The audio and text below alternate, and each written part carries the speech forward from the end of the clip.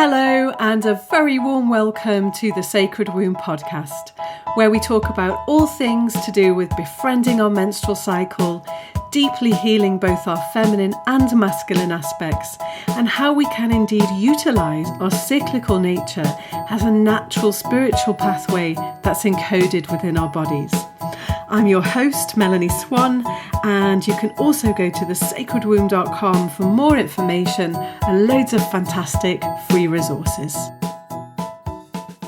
Hello there, and welcome back to the Sacred Womb podcast. This is episode 23 and part 7 of the 7-part series on manifesting with the menstrual cycle.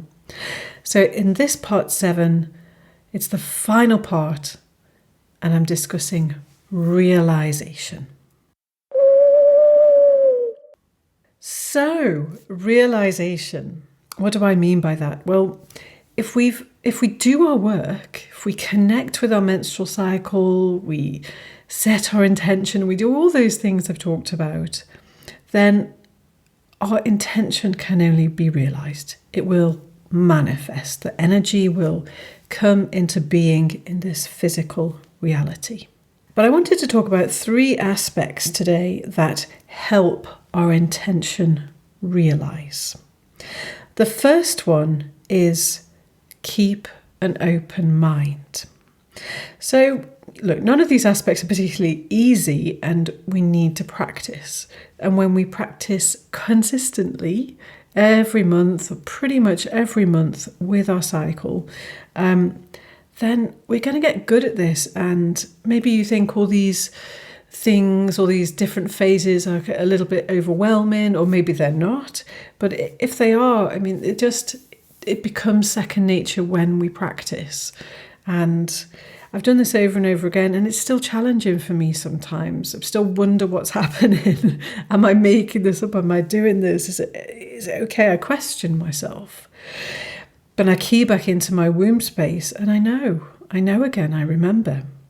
So, yeah, I'm not saying this is particularly easy, and some aspects might be easier for you, might be than they are for others, but there are these 3 that do really, really help. So the first one, keeping an open mind.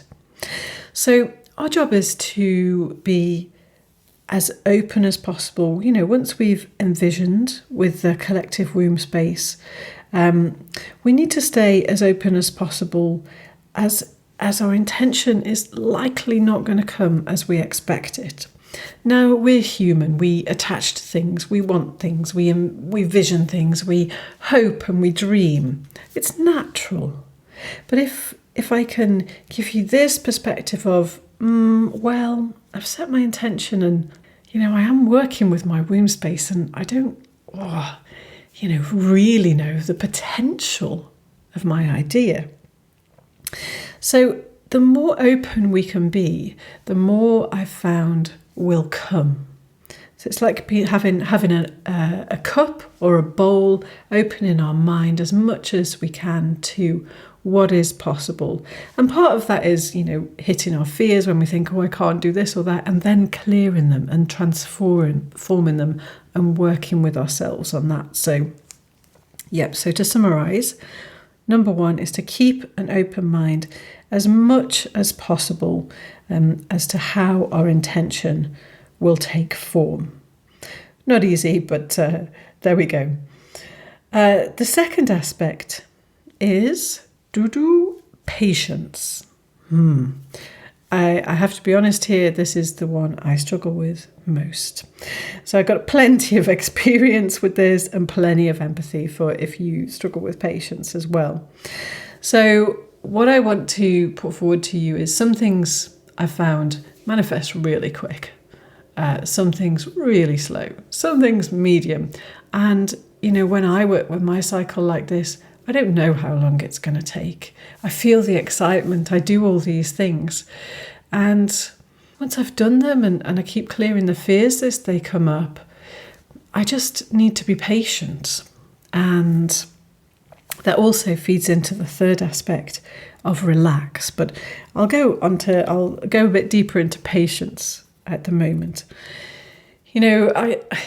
from my depth of experience in this aspect, I found that having some sort of practice helps me to stay keyed into myself and not sort of reach out for things or look at something as if it's coming towards me and think, oh, is that my intention? Is that it? And to really stay anchored in my body personally really helps me so much. Also, some of the women I've worked with, I've seen kind of give up after one cycle and go, oh, well, it's not really working. I don't know what this menstrual cycle, and it doesn't really work. And blimey, when we're trying to do something like get a new job, change our career, go self-employed, that's quite a huge transition. And our menstrual cycle is magical, and we are beings able to connect with that. But there's no way of getting around it. We still have to do our work. It's not a bypass path. It is a path to be experienced. So I really encourage you to develop some type of anchor that helps you be patient. I do a womb practice, and sometimes I just write patience on my little whiteboard that sits by my desk where I see it every day to just remind me, it's okay. Creation takes its own time. Keep doing my work and it will come. Okay, and the third aspect, as I've spoken to before slightly, is to relax and keep breathing. What we can do is tense up. If we lose trust or connection with ourselves, we tend to tense, and we tense our breath. And then our energy rises up into our chest area and head area. We might overthink things, and we've lost our sense of anchor and connection within our womb space. So to do things that relax oneself and increase the breath are very, very useful. Going for a massage. My go-to is to go to the spa, do some swimming, some exercise. And of course, when I swim, I have to breathe deeper because my pulse is going up and, I need more oxygen. So I have to breathe deeper, and that helps me reconnect back in. Or just some pranayama if you're a yogi, or any sort of breathing exercise is amazing for relaxation. And of course, getting a fantastic night's sleep is also very helpful. So just to recap, to help our intention realize, we've got keeping an open mind, patience, and relaxation. Again, as I said at the beginning, I'm not saying these are particularly easy, but they are really important aspects of helping us open to the magic of life, really. And a reminder that we really need to practice this, practice. If we try once and it fails, and we think we've failed, we just need to pick ourselves up, keep going, the next cycle, get more insight into ourselves. And the wonderful thing is, along the way, we've got our motivation of what we want, the intention, and we've got the path is laid out for us. The menstrual cycle will take us round. And realization, by the way, happens at any point. Dissolving our fears comes up at any particular point. The other phases do relate to our menstrual cycle, as I've stated in the podcasts. And the dissolving, maybe we can do that. We're more able to key into that on the second half of our cycle and during moon time. But, you'll know. Our fears come up at any time. Once our intention starts growing inside us, that's it. It's going to dislodge stuff. So I encourage you to try this, to keep going, to try it for 3 months and see what happens. Focus on something simple to start with. For example, I actually used this method to get a really low-cost plane ticket from Bangkok to London when I was coming back to Europe a few years ago. Nobody could quite believe I got that price.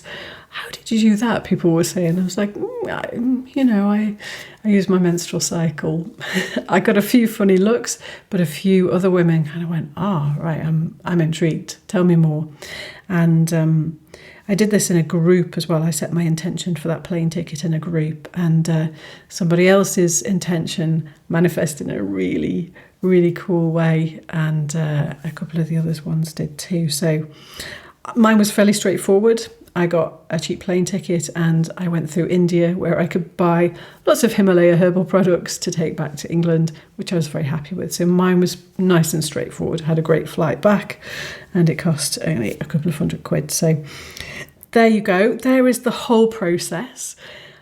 I hope you enjoyed listening to these podcasts, and I hope they've given you some insight into the fact that your menstrual cycle is just this inbuilt process and practice of growth and transformation. There you have it. So that is part 7. And next week is episode 24. And I've just interviewed today Alexandra Pope. And the next podcast that's coming up is Doorways to the Temple of Our Wild Power. I actually think that's the best podcast I've done so far. It was awesome. It was great to chat to another womb-empowered woman.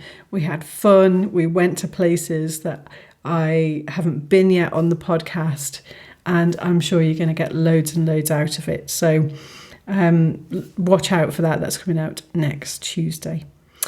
All right, as usual, thank you for your listenership. Thank you for your commitment to yourself. Thank you for paying attention to your magical menstrual cycle. And I'll see you next time. I really hope you enjoyed the podcast and that you got some useful tips out of it that can make a genuine difference in your daily life.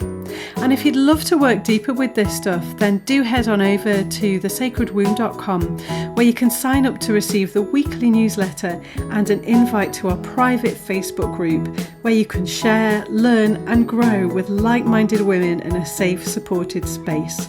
Thank you so much for tuning in. Do leave us a rating, and your comments are very, very welcome. And I'll see you next time.